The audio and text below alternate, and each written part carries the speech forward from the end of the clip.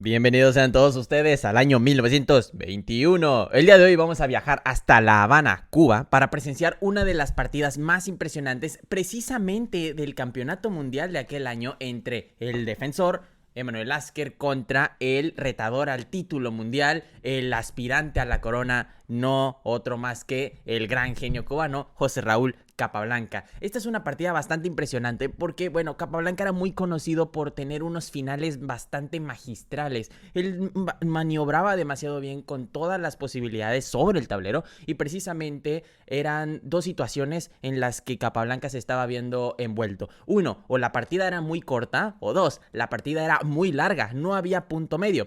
Si le queremos agregar un punto medio, a lo mejor una partida de 40 movimientos, pero sumamente compleja. Esos eran los tres principales escenarios en los que Capablanca se veía envuelto. Claro, obviamente había más, pero esos eran los tres principales. Vamos a ver cómo se desarrolló esta partida correspondiente al 10º match, a la 10ª partida. Piezas blancas para Emanuel Lasker, piezas negras para José Raúl Capablanca. Bueno, comencemos. La partida empezó con D4, D5, C4, E6, gambito de dama declinado, caballo C3, caballo F6 y alfil G5. Con esto damos hincapié a la variante moderna dentro del gambito de dama declinado, alfil E7, lo típico, y aquí se jugó E3, lo cual es bastante curioso. De repente también existe la continuación alfil por F3, pero esta no es tan buena para las blancas, precisamente porque el cambio del alfil por el caballo es innecesario en este momento. Todavía no hay desarrollo por el flanco de rey, y todavía no se está desarrollando la dama. No hay necesidad de intercambiar tan prematuramente ese alfil.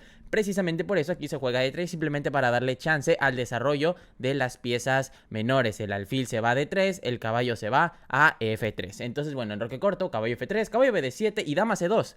A esto le conocemos como el ataque Rubinstein, precisamente propuesto por Akiba Rubinstein. Esta posición en particular de 7 movimientos se ha jugado muchas veces, bastante famoso, y lo vuelvo a comentar, se le conoce como el ataque Rubinstein. Bueno, entonces C5, muy filoso, muy agudo por parte de Capablanca, bastante raro de verlo en su personalidad ajedrecística. Bueno, el propio Rubinstein jugaba de repente H6, de hecho era una de sus jugadas favoritas, pero Capablanca, como iba a ganar y como iba directamente por la victoria, él realizaba jugadas bastante explosivas de repente en una u otra partida. En este caso un C5 bastante curioso por parte de Capablanca, torre de 1. Miren, esto es una novedad en este aspecto. La situación es que antes se jugaba mucho en roque corto. Bueno, en roque largo. Sin embargo, aquí tenían una muy buena manera las negras de refutar esta jugada de enroque largo, y es con dama 5, lo cual es bastante buena porque, bueno, se activan básicamente todas las piezas del negro prácticamente en 3 movimientos. C por D5, E por D5, D por C5, caballo por C5, y ante esto las blancas están bastante bien. Sin embargo, dicen los comentaristas antiguos que no, bueno, no comentaristas antiguos, más bien comentaristas clásicos, que no, que es una mala variante por caballo de 4, pero lo que pasa es que caballo de 4 es la jugada que a lo mejor y no es la más precisa. De repente caballo por D5 es un poco más filosa, precisamente por caballo por D5, torre por D5, alfil E6, y si bien es cierto que las negras están apuntando sobre el punto de A2, las blancas tienen un muy muy buen juego, un juego bastante prometedor. Aquí alfil por E7 sin dar prioridad a la pérdida de material con la torre en D5, precisamente porque ahorita se va a terminar por recuperar en C5. Pero bueno, como esta línea es bastante imprecisa en el sentido de que no poseen la seguridad las blancas de tener un juego estable, entonces por eso simplemente se jugó torre D1. Bastante curioso. Bueno, de todos modos, dama 5, que era la jugada que en esos tiempos, allá por 1920, estaba bastante de moda. Precisamente también el ataque torre se empezó a popularizar por esos años, por los años 1920, pero bueno, eso es harina de otro costal. Alfil de 3, H6, cuestionando al alfil, ¿qué va a hacer? Y bueno, lo que realiza es alfil H4, una jugada bastante interesante. Aquí el intercambio también era bueno, pero simplemente alfil caballo por F6 y el control sobre la casilla de H7 se sigue manteniendo, lo cual, bueno, evidentemente esto es bueno, pero es malo. ¿Por qué? Porque el ataque del blanco va a seguir necesitando más desarrollo. Precisamente por eso, y por como todavía se sigue protegiendo esta casilla, no hay necesidad de cambiar el alfil. Precisamente por eso Emanuel Lasker toma su alfil y realiza alfil H4. Bueno, C por D4. Esta es una buena jugada. C por D4 simplemente empieza a fijar la estructura de peones del centro y empieza a definir lo que va a ser el centro de la partida. Sin embargo, Aliokin comentó que de repente caballo B6 también era una buena jugada para trasladar la presión no a D4, pero sí a C4, lo cual suena bastante interesante porque, bueno, esta es una idea bastante moderna. Sin embargo, Capablanca todavía tenía estos vestigios de las enseñanzas de Wilhelm Steinitz, primer campeón mundial, y su corriente ideológica del steinitzianismo, que básicamente lo que comentaba era que las negras mantenían su posición retraída durante las primeras 10, 15 jugadas y bueno, entonces solamente entonces comienzan la avalancha de peones, comienza la avalancha de piezas menores, lo cual hoy ya no nos resulta tan buena idea, precisamente por, bueno, esto se lo debemos, por ejemplo, a ajedrecistas como Aron Nimzovich, que empezaron a reformular y a neomodernizar el ajedrez. Precisamente por eso, a jugadores como Aron Nimzovich le conocemos como los padres del ajedrez hipermoderno. Pero, de nuevo, eso ya va años más adelante. Bueno, entonces, alfil H4, C por D4, E por D4, D por C4, alfil por C4 y caballo B6. Básicamente lo mismo que dijo Aliokin, pero lo que Aliokin comentó es que había que hacerlo desde antes, no ahorita ya que esté todo intercambiado, porque el alfil simplemente se puede retirar a B3 y aquí no le pasa nada, y el punto de A2 ahora es prácticamente impenetrable por la dama, entonces le tenemos que buscar otro trabajo. Esa es la gran diferencia. Bueno, entonces alfil D7, enroque corto. Y bueno, torre a C8, bastante interesante esta jugada, lo volvemos a repetir, un esquema clásico al espíritu de Steinitz, que básicamente lo que hacía era mantener sus piezas sobre las primeras dos filas, bien sean para blancas o bien sea para negras, mayoritariamente para negras. Y básicamente lo que estamos haciendo es como que un escudo. ¿Para qué? Para que en cuanto nos golpeen, nosotros no resistamos el escudo. Simplemente mantengamos el ataque y empujemos hacia el respectivo contraataque que las blancas o el oponente esté esperando.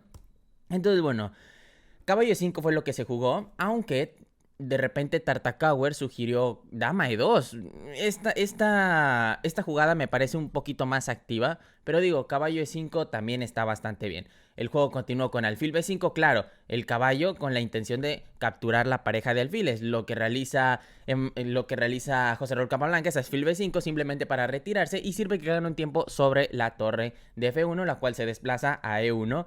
Y aquí se juega caballo BD5. Y a partir de este momento tenemos el primer momento crítico de la partida. Básicamente lo que está ocurriendo aquí es que las blancas tienen un peón de dama aislado. Y bueno, evidentemente estos son años, bueno, la partida se jugó en 1901, son años bastante tempranos para la teoría de lo que hoy en día conocemos como el concepto sobre cómo manejar un peón de dama aislado y sobre cómo jugar contra un peón de dama aislado. Precisamente por eso aquí Lasker juega alfil por D5. Un cambio, bueno, esto de repente, si ven el módulo, no cambia prácticamente nada, pero esto sí es un error y es un error bastante sutil, bastante natural, prácticamente imperceptible. El detalle es que este es un cambio totalmente innecesario. ¿Por qué? Porque tras alfil por D5, simplemente caballo por D5 y la situación es que ahora el alfil de H4 no tiene trabajo porque se supone que iba a ser intercambiado por el caballo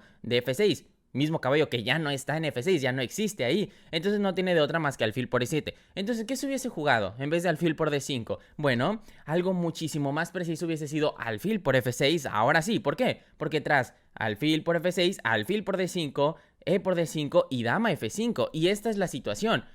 En esta posición, ahora, ambos jugadores tienen un peón de dama aislado y la situación es que el primero que gane el peón del enemigo es prácticamente el que va a tener la iniciativa el resto de la partida siempre y cuando no se la ceda al otro por algún error innecesario. Entonces, con este dama F5, lo que estamos preparando es que el caballo de E5 se va a venir a G4 con la intención de ganar un tiempo sobre el alfil de F6 y se está atacando junto con el caballo de C3 y la dama de F5 al punto de D5, lo cual no es sencillo de responder. Aquí prácticamente la única jugada que salva todo es alfil C6, pero lo volvemos a repetir, caballo G4, alfil G5, F4 y la posición para las negras no se ve bastante clara. Es precisamente eso lo que conocemos como un juego agudo. Pero alfil por D5, lo dicho, un juego bastante normal que deja a los peones, bueno, en situaciones diferentes a la que hemos analizado.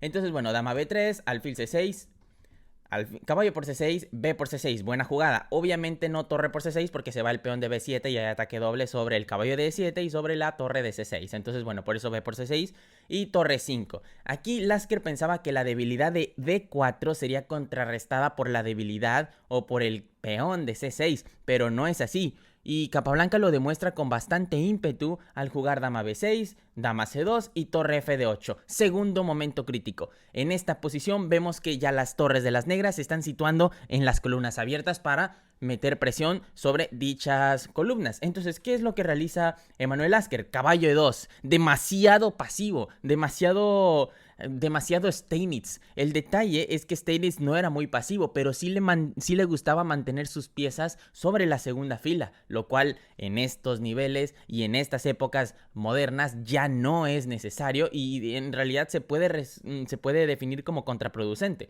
Lo que era mejor era un caballo A4 simplemente para mantener control sobre C5, al igual que con la torre, y bueno, ganar un tiempo con la dama de B6. Precisamente por eso, caballo 2 no resulta ser lo más apropiado. Torre D5 y torre por D5, error. Era mejor simplemente mantener la posición con un H3, una jugada de espera para ver qué iban a hacer con esta torre, que obviamente iban a hacer torre por E5 y D por E5 y nos deshacemos del peón de dama aislado. Juntamos las islas de peones y nuestra posición con blancas es muchísimo más armónica. Sin embargo, torre por D5 mantiene el peón de dama aislado y básicamente está frenando la posibilidad de que este caballo posea una mayor actividad sobre el juego en particular. Y bueno, a partir de este momento, las negras y las blancas empiezan a pelear con todo lo que tienen por el control del centro y llegan a un final bastante instructivo. Entonces vamos a visualizarlo. Para empezar, dama D2, caballo F5, simplemente para echarle más leña al fuego, para dejar que este caballo siga protegiendo al peón de D4. Y bueno, lo podemos considerar como que esta pieza está bastante mal situada. Podemos hacer una 5 para una 4 y dinamitar estos dos peones del flanco de dama. B3, a lo mejor era un poquito mejor G3 y esta propuesta la realizó el propio Lasker post partida, o sea, apenas terminó de jugar y dijo, ¿saben qué? A lo mejor en la jugada 26 era mejor G3 en vez de B3 y sí, en realidad post análisis lo confirmaron. Bueno, H5 para impedir el avance de G2, G4, H3, una jugada absolutamente mala que permite, bueno, que las negras paralicen la posición del blanco por todo el flanco de rey. Ojo, una jugada absolutamente mala. Y esto no lo digo yo, lo dice el propio Emanuel Lasker post partida. Hay que considerar que en este momento de su vida, Lasker ya se encontraba relativamente agotado por tanto análisis que realizó durante toda su vida ajedrecística. H4, y con esta jugada frenan básicamente los tres peones del flanco de rey, y entonces esos peones no se van a mover de ahí prácticamente nunca. Dama D3, torre C6, rey F1, G6, dama B1, dama B4, rey G1 y A5. Esta jugada decide la lucha porque Capablanca empieza a dinamitar no solamente por el flanco de rey, sino que también por el flanco de dama y ahorita va por el centro. Bastante dinámico el juego de Capablanca. Dama B2, A4, dama D2, dama por D2, torre por D2, A por B3, A por B3, torre B6, yendo por el peón de B3. ¿Qué realiza Emanuel Lasker? Torre D3. Obviamente no torre B2, porque simplemente torre B4 y la típica regla de las dos debilidades, ese peón va a terminar cayendo. Entonces por eso torre D3, buena jugada, torre A6, G4, H por G3, peón al paso, F por G3, torre A2, caballo C3, torre C2, con intención de realizar evidentemente la captura en C3 tras el caballo haber capturado en D4. Por ejemplo, si aquí se juega algo como H4, simplemente caballo por D4 y bueno, se tendrá que jugar torre D1. Si aquí se viene y se juega torre por D4, cae el peón de C3